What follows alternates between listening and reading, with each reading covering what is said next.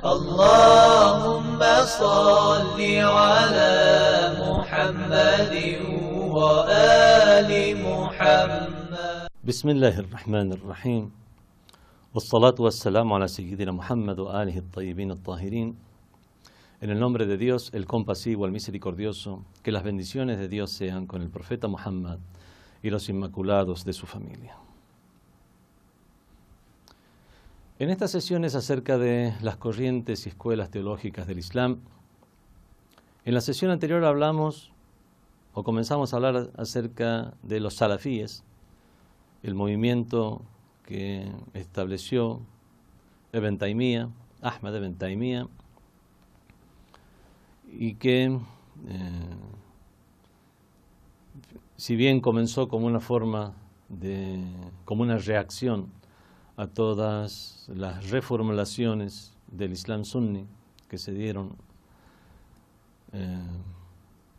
a lo largo del tiempo, sobre todo aquellas reformulaciones a manos de Al-Ash'ari, siendo hoy en día la mayoría de los sunitas en el mundo, siguiendo la mayoría de los sunitas son hoy en el mundo, hoy en día, la escuela teológica de Al-Ash'ari, sobre todo aquellas realizadas por Al-Ash'ari, por Al-Maturidi y por Al-Tahawi, grandes referentes del Islam sunni.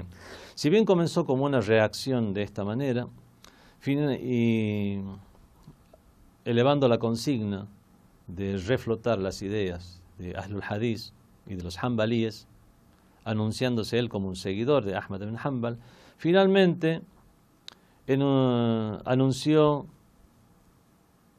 o sostuvo ideas y creencias inauditas dentro del Islam, como el hecho de considerar incrédulo o politeísta, idólatra, al que se dirigiera a la tumba del profeta del Islam para expresarle sus respetos, para saludarle, porque él consideraba que el profeta ya murió y que no tiene sentido estar hablando simplemente con una tumba.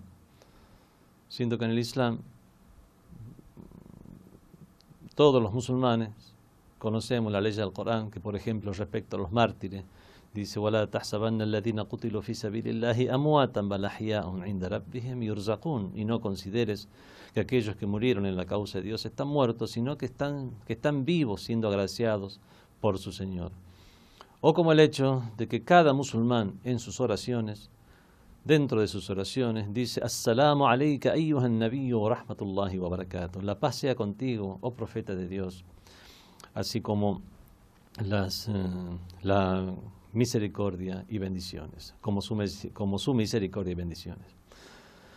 Vemos entonces, bueno, y esto no es algo simplemente protocolar, es una realidad en la cual el profeta, un rezo aceptado, un rezo que realmente traspasa podemos decir, los cielos, por hablar en los simbolismos religiosos, y el profeta responde a esos saludos.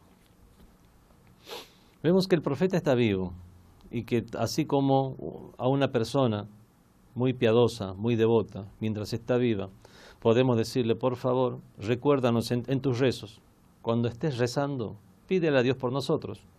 De la misma manera, al considerar que el profeta escucha nuestras palabras, podemos decirle: tú que tienes esa posición ante Dios como no la tiene nadie más, pídele a Dios por nosotros. Él consideraba que hacer eso es caer en la idolatría, pero de una forma tal que consideraba kafir, consideraba incrédulo, fuera del Islam, a la persona que hacía eso. Ideas que, bueno, fueron rechazadas por los demás sabios musulmanes, sobre todo teniendo en cuenta si con eso lo que quería era mantener un monoteísmo, un tawhid puro. Vemos que por otro lado, en cuestiones ya sí relacionadas directamente con el tawhid o el monoteísmo, creyó en el antropomorfismo, en que Dios tenía formas humanas y atributos humanos. Algo que todas las demás escuelas del Islam rechazaban, a excepción de las escuelas extremistas como los Hashwiyya, que es el extremismo de Ahlul Hadith, que son las ideas que sí él quería reflotar. Pero vemos que incluso con aquel que él decía seguir, como Ahmad ibn Hanbal, él tenía contradicciones. Por ejemplo, Ahmad ibn Hanbal sostenía que quien dijera que el Corán fue creado es un incrédulo, es un kafir. Y Ibn Taymiyyah sostenía que sí, que el Corán fue creado. Y así muchas otras cuestiones más, lo cual hizo que realmente su movimiento fuera, a pesar de que él tenía la consigna de volver a las creencias de los primeros musulmanes virtuosos, as-Salafus Saleh, lo que él hizo fue realmente inventar una nueva doctrina. Su prédica habría quedado en el olvido si no fuera porque fue reflotada por Muhammad ibn Abdul Wahhab. Muhammad ibn Abdul Wahhab, nacido en el año 1115 de la Égira, ya a finales del siglo XVIII, época en la cual el colonialismo inglés estaba tomando, era el auge del colonialismo, del primer colonialismo inglés, de la época de la Compañía Británica de Indias, etcétera. Fue en este tiempo en el cual los otomanos estaban en constante pugna con los británicos que lo que hacían era apoyar a ciertos gobiernos locales en contra del califato otomano. Ya veremos después cómo este fue uno de los factores principales para la proliferación de estas ideas del wahabismo. Ahora que ya nos centramos en la época en la cual nació, estuvo y creció Muhammad ibn Abdul Wahhab, veamos cuáles son las zonas en las cuales él tuvo influencia en su prédica. Muhammad ibn Abdul Wahhab nació en la zona de Najd. Ya habíamos dicho en la sesión anterior que Najd es la parte central de la península arábiga y está dentro de lo que hoy se denomina Arabia Saudita. Y junto con Najd estaba la zona de El Hejaz, ya al oeste de la península arábiga. Estas dos grandes zonas hoy en día están incluidas en lo que es Arabia Saudita. Él nació y creció en Uyayna, una de las pequeñas ciudades de la zona de Najd. A partir de ahí emigró a otros lugares del mundo islámico, donde ya fuera de la influencia de su padre, pudo llegar a emitir algunas opiniones extrañas para el Islam. El mismo padre de Muhammad ibn Abdul Wahhab lo reprendía por esas ideas que él tenía y realmente no lanzó o no hizo una prédica pública de sus ideas mientras su padre estaba vivo. Y fue solamente después de la muerte de su padre que se animó a hacerlo, pero siendo en ese entonces también rechazado por su hermano Sulaiman ibn Abdul Wahhab, existiendo incluso hoy en día. Tenemos hasta hoy en día el libro que escribió su hermano Sulaiman ibn Abdul Wahhab en respuesta a las ideas de Muhammad ibn Abdul Wahhab. Libro que se llama As-Sawa'iq al-Ilahiyya fi ar-Radd 'ala al-Wahhabiyya. Los destellos divinos en respuesta al wahabismo. Porque ya había tomado forma sus ideas con el nombre de wahabismo. Habrá querido el hombre limpiar el nombre de su familia. Ibn Abdul Wahhab se caracterizó por ser mucho más extremista y mucho más intransigente que Ibn Taymiyyah, lo cual ya es mucho decir.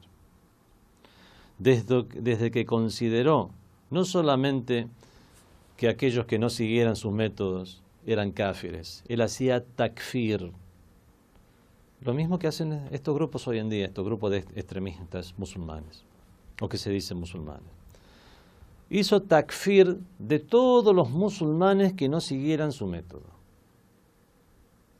Esa fue precisamente las iniciales prácticas o prédicas wahabitas. Considerar a todos aquellos que no siguieran sus métodos no musulmanes, combatiendo a aquellos a los malequíes, a los shafi'íes, a los hanbalíes, a aquellos que seguían la doctrina de al-Ash'ari, o sea, la mayoría del mundo sunni. ¿Para qué hablar de los sufis y de los shias, donde directamente nunca les dio ninguna consideración dentro de los niveles de fe, ni siquiera los mínimos niveles de fe? Y no solamente los consideraba incrédulos, sino que consideraba que había que matarles, incluso matarles cortándoles la cabeza. Vemos que realmente un personaje siniestro, al cual toman como imam y como referente todos estos grupos que hoy los medios de comunicación simplemente llaman grupos terroristas musulmanes o grupos extremistas musulmanes, siendo estos todos grupos extremistas de esa minoría que surgió dentro del mundo islámico que se dan a llamar salafíes, wahabíes, porque todos estos nombres, tanto antiguos como modernos, hablan de un solo minoritario y único grupo: salafíes, wahabíes, talibanes, Al-Qaeda, ISIS, Daesh, brigadas Abu Sayyaf, Boko Haram. Todos son una sola idea, que son las ideas de Muhammad ibn Abdul Wahhab, que reflotó las ideas de Ibn Taymiyyah. Ideas extrañas al Islam. Y hoy en día escuchamos como los grupos terroristas musulmanes, como si todo el mundo del Islam, siendo los musulmanes las primeras víctimas de estos grupos, porque ¿a dónde están cometiendo esos crímenes? Se están cometiendo esos crímenes diariamente en el mundo islámico. Y las primeras víctimas de estos terroristas, sean de la religión que sean, somos los musulmanes.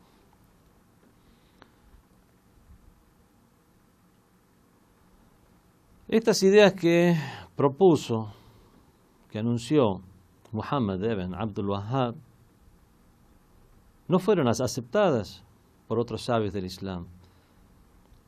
Entonces él lo que hizo fue volver, sobre todo después del fallecimiento de su padre, volver a sus tierras natales, en las zonas del desierto de Arabia, zonas que nunca se habían caracterizado por ser centros académicos de conocimiento y con gente o personas con conocimientos generales e instruidas. Y es ahí que propuso sus ideas, pero en su misma ciudad natal no fue objeto de aceptación. Entonces, él de Uyayna se fue rechazado allí y llegó hasta otra ciudad, en la cual sí fue aceptado por este jefe de esta otra ciudad, una ciudad famosa dentro de Najd, que se llama Der'iyah. En esta Der'iyah sí fue aceptado por el jefe, incluso este jefe de esta ciudad y del clan que vivía allí, le dio matrimonio a su hija, hicieron una alianza fuerte, en el cual primeramente Muhammad ibn Abdul Wahhab pudo hacer una prédica de sus ideas, aceptadas inicialmente por este clan, y con estas ideas de que a todos aquellos que no tengan estas ideas son cáfires y son incrédulos. De esa manera se consideraba incrédulos, apóstatas, herejes e incluso káfir harbi, incrédulos en estado de guerra, a cualquier otro que no siguiera sus ideas. Por lo tal consideraban que podían atacar a cualquier otro grupo musulmán, cualquier otro musulmán, y saquearlos, despojarles, violar a sus mujeres, todo bajo el nombre de botín de guerra. Eso es algo que duró muy poco tiempo, puesto que este jefe del clan de Ad-Dir'iyya lo que hizo fue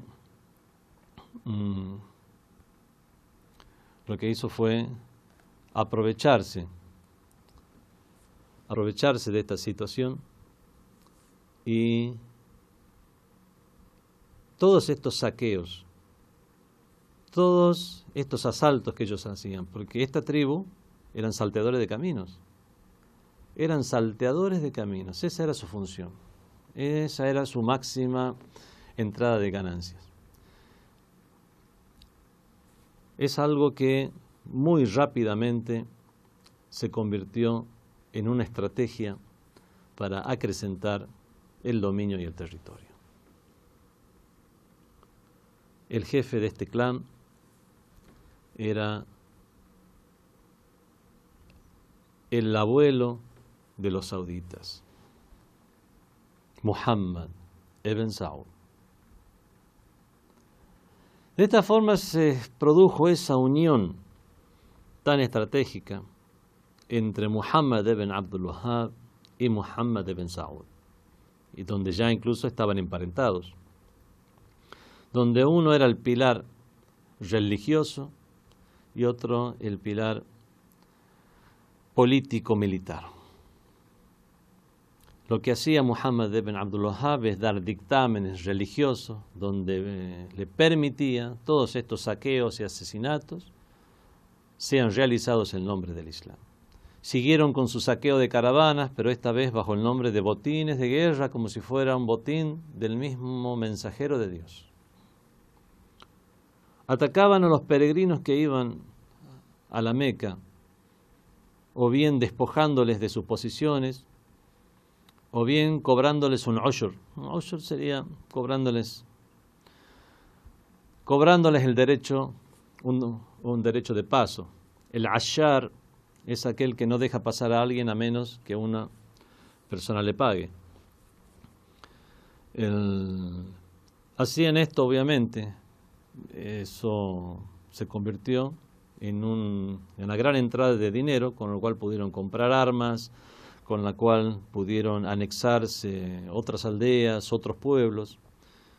Y aquí volvemos al tema del colonialismo británico, que estaba en contra de los turcos otomanos, y que jugaban con todos estos elementos como si fueran piezas de ajedrez. Primeramente, los turcos otomanos habían dado su apoyo a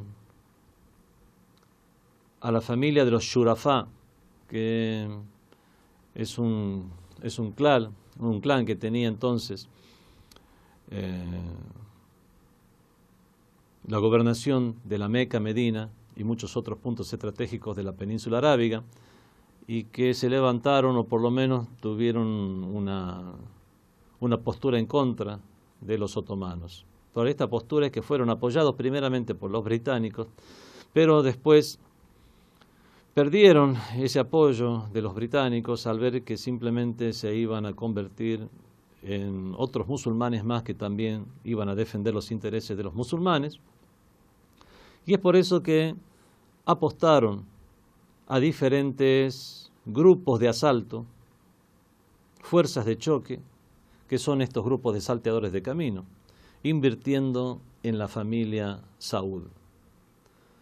Y esa inversión fue la que les produjo los dividendos posteriores, al acrecentarse la influencia y las tierras y regiones de Al Saud.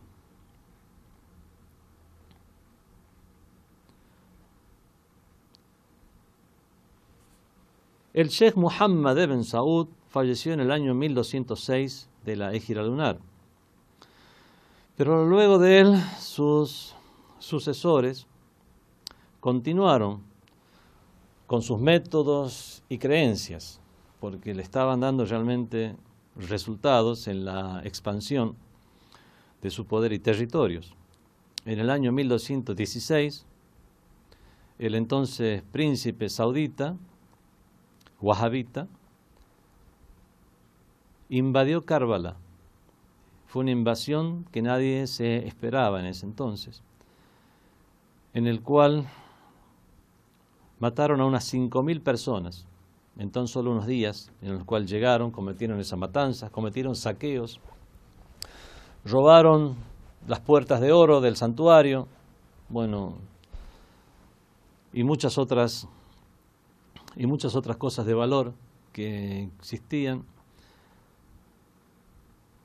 Acto por el cual, a partir de ese momento, ya comenzaron a tener vigías para que eso no se repitiera. Pero aún así, estos wahabitas atacaron la ciudad de Najaf, donde en Karbala está el santuario del Imam Hussein alayhi salam. También atacaron, y ya repetidamente, la ciudad de Najaf, donde está el santuario del Imam Ali ibn Abi Talib. El primero de estos ataques se dio en el año 1216, en el mismo año en que atacaron Karbala. Y este ataque se dio en el día de Gadir, el día de la gran festividad de los chiitas, porque consideran que fue el día en que el profeta anunció la condición de Ali ibn Abi Talib como sucesor. Después que se desintegrara el Imperio Otomano, después de la Primera Guerra Mundial, la familia saudita ya tomó control de todo el territorio. Si bien a lo largo de estos 100 años estuvieron avanzando y retrocediendo en cuanto a territorio que tomaban y otra vez perdían, fue al desmoronarse el Imperio Otomano que ya tomaron control sobre la mayor parte de lo que hoy se conoce como Arabia Saudita. Y, por supuesto, la religión y tendencia oficial de ese país es el wahabismo, como lo sigue siendo hasta hoy en día. En el año 1902, Abdul Aziz ibn Abdurrahman al-Saud, Abdul Aziz ibn Saud, el padre de todos estos gobernantes, tomó Riyadh de las manos de la tribu de Rashid. En 1913 sus fuerzas capturaron la provincia de Ahsa de los turcos otomanos. En 1922 completó la conquista de todo Najd y en 1925 ya conquistaron Najd y el Hijaz. Entonces ya tomó lugar lo que hoy en día se considera el reino de Arabia Saudita. Los intereses de los británicos y de los colonialistas, estaban en que estos wahabitas estuvieran gobernando en la zona, por eso recibían su apoyo. Cuando tomaron ya toda la zona del Hijaz en 1925, lo que hicieron fue destruir las tumbas de los compañeros del profeta, no solo aquellos que eran respetados por los shias o por los sufis, sino por todos los sunnis en general. La primera tumba que llegaron a destruir en los inicios de sus movimientos fue la tumba del hermano del segundo califa Omar ibn Khattab. En 1938 se descubrió petróleo en Arabia Saudita y de esta manera toda la potencialidad que brindan los petrodólares fueron dispuestos al servicio de la difusión de esta secta, y ese es el secreto de su posterior difusión, habiendo sido tan rechazada por los sabios musulmanes de todo el mundo, siendo los primeros en rechazarla los sabios sunnis. Los wahabitas podemos decir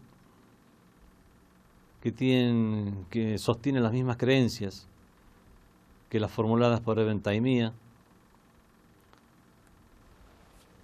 Desde un sentido, pero aún así desde el sentido práctico, se parecen más a los jareyitas de las primeras épocas del Islam, en su salvajismo, en el hecho en la concepción que tienen sobre la fe y la incredulidad, y que todos aquellos a quien catalogan de incrédulos ya incluso no simplemente es una clasificación y nada más, sino que eso tiene una consecuencia en la práctica, que es que ese incrédulo en lo posible debe ser matado, al ser un kafir harbi, un incrédulo en estado de guerra.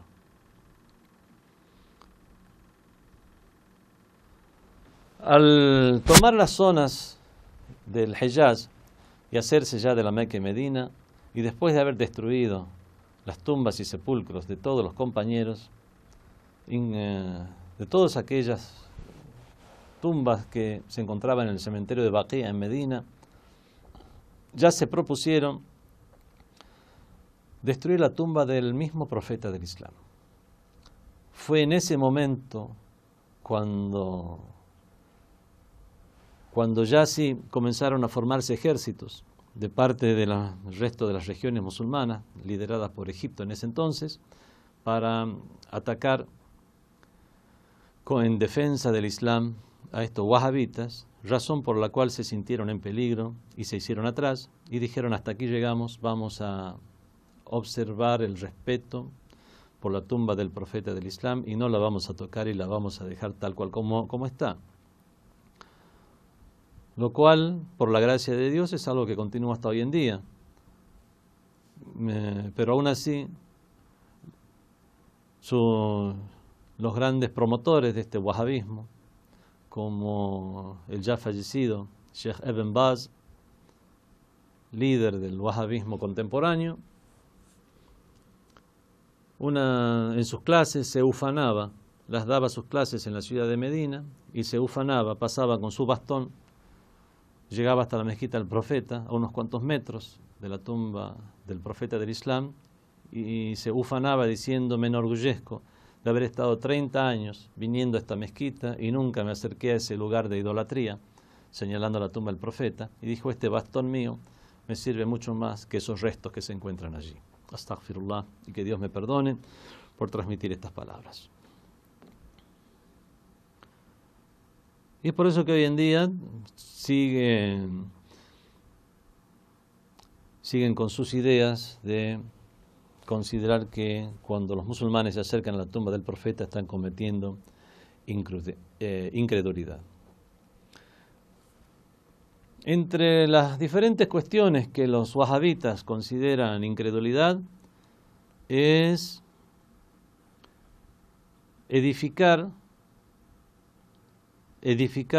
hacer una edificación sobre la tumba de personas santas, personas muy devotas, personas muy piadosas, aquellos que son llamados en árabe awliyaullah, aquellos que consideramos próximos a Dios. Consideran también una incredulidad o una idolatría el hecho de construir una mezquita cerca de las tumbas de estos awliya Allah. Consideran incredulidad visitar estas tumbas. Consideran que es pecado que las mujeres visiten las tumbas. Consideran que visitar la tumba del profeta es politeísmo. Consideran que rezar junto a la tumba de estos awliya es politeísmo, siendo que en la misma Meca, junto a la Kaaba, Hijr Ismail, está la edificación de la Kaaba, después hay como un semicírculo, ahí es Hijr Ismail, están enterrados tanto el profeta Ismail como su madre Hajar y muchos otros profetas de la antigüedad y grandes personalidades. Consideran incredulidad la shafa'a o pedir la intercesión, incluso la del profeta del Islam. Consideran incredulidad llorar sobre las tumbas, besar las tumbas, y consideran incredulidad respetar los días de nacimiento, consagrar los días de nacimiento y muerte de las personalidades, y es por eso que rechazan que se festeje el día del nacimiento del profeta de Dios, porque el mismo profeta de Dios en su momento él no festejaba su nacimiento, por lo tanto considera una herejía que los musulmanes hoy en día lo hagan. Bueno, esto no es una clase de teología, sino de corrientes y escuelas del Islam para simplemente evidenciar qué es lo que creen. Pero realmente todos estos son sofismas en los cuales se trata de valerse de algunas aleyas del Islam, algunas aleyas del Corán, sin contraponerlas con otras aleyas que nos lleguen a especificar más qué es lo que quieren decir. Lo mismo que hacen con el tema del antropomorfismo. Es verdad que hay algunas aleyas que hablan sobre que la mano de Dios está sobre ellos, pero no se refiere a la mano de Dios, significa el poder de Dios que está sobre ellos. O que a Dios se le puede ver. Ese día, o sea, hablando del día del juicio final, dice, "Wujuhun yawma idhin nadira ila rabbiha nazira". Ese día habrá rostros lozanos que estarán viendo a su Señor. Bueno, hay otras aleyas que dicen, "La tudrikuhul absar", no le alcanzan las miradas. Además, cuando uno hace los análisis lógicos, racionales, acerca de lo que es el ser necesario, el Creador, se da cuenta que es imposible que Dios esté contenido en un cuerpo, esté en un lugar en particular, siendo que Él creó el concepto de lugar, que esté contenido en un tiempo en particular. Y bueno, de esta manera, todos los indicios lógicos, obviamente, nos dicen que, bueno, realmente a Dios no le alcanzan las miradas, como dice el Sagrado Corán. Y esto nos especifica, nos dice que esta otra ley, que dice ese día mirarán a su Señor, es alegórico. Mirarán el poder de su Señor, mirarán o la misericordia de su Señor, o mirarán todo aquello que es de parte de Dios, o ese día tendrán certeza acerca de Dios. Son usos alegóricos que están en el idioma árabe. Lo mismo pasa con aleyas que, por ejemplo, nos llaman a respetar al profeta del Islam. Se habla en el mismo Sagrado Corán de aquellos creyentes que respecto al profeta, amanu bihi, después en una parte dice, wa waqaruhu. Waqaruhu es profesarle un respeto para con él. ¿Cómo profesamos hoy en día un respeto para el profeta del Islam? La forma en que lo respetamos es de diferentes maneras, hablando sobre sus virtudes. En los diferentes días en que se conmemoran algo relacionado al profeta, tanto sus fechas de nacimiento, sus fechas de fallecimiento, también recordarle en esos días, acercarnos hasta donde está su tumba, es algo que hacen todas las personas que respetan a alguien más. Los mismos wahabitas lo hacen con sus propios monarcas ya fallecidos, no solo con sus monarcas, en viajes que han tenido a los Estados Unidos, van y visitan y hacen un respeto, una ofrenda floral a la tumba de Lincoln, a la tumba de Washington. Entonces vemos que estas contradicciones son contradicciones obvias, solamente que se le da un tinte religioso para que a través de las mismas mantener un poder. Bueno, hay mucho más para decir sobre el tema del wahabismo, pero esta no es una clase de teología propiamente dicha, sino simplemente dejar en clara las creencias y todo aquello que hace a la conformación de las diferentes tendencias que surgieron en el mundo islámico, ya sean legítimas o no. Wassalamu alaikum wa rahmatullahi wa barakatuh.